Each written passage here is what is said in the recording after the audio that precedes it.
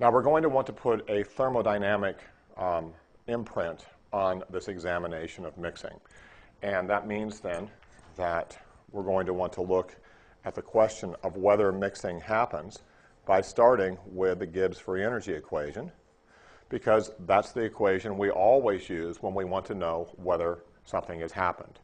We're going to be looking at delta G of mixing, which means we have to look at delta H of mixing and delta S of mixing. This is not complicated at all. It's no different than when we were looking at phase transitions. And we say, oh, we're looking at a phase transition. Well, we need to look at delta G of vaporization, or delta H of vaporization, or delta S of vaporization, and then think in that term. All right, so now that we're going to be looking at mixing, looking at delta G, delta H, and delta S, the first thing we have to do, of course, is ask ourselves questions about the signs. What are the signs for this thing going to look like? And we can appreciate that the delta G mixing sign isn't any different than anything else. If, in fact, something happens, delta G is negative. So when I was able to dissolve a salt in water, it was soluble in water, delta G was negative. When I couldn't dissolve it in water, delta G was positive. When I was able to achieve miscibility between two liquids, as they made a homogeneous solution, delta G was negative. When I formed two layers, oil and water, I said delta G was positive.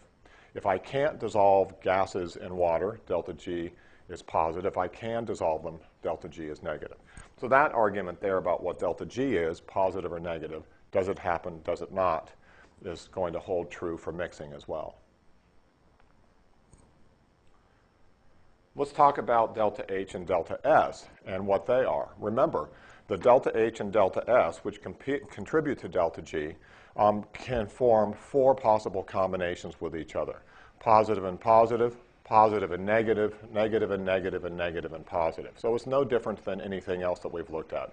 And in fact, if you can remember back to when we looked at phase changes, for example, you'll remember that in that particular case, those were some interesting examples where there was a temperature dependence to the phase change process, because it turned out the signs were the same.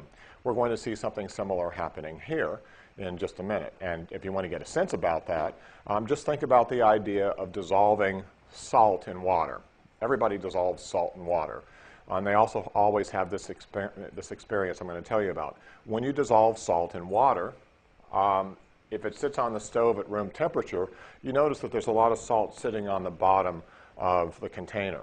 Then you heat the solution up. And as you heat the solution up, suddenly the salt dissolves in water. And you go, hey, as I increase the temperature, the salt dissolves in water.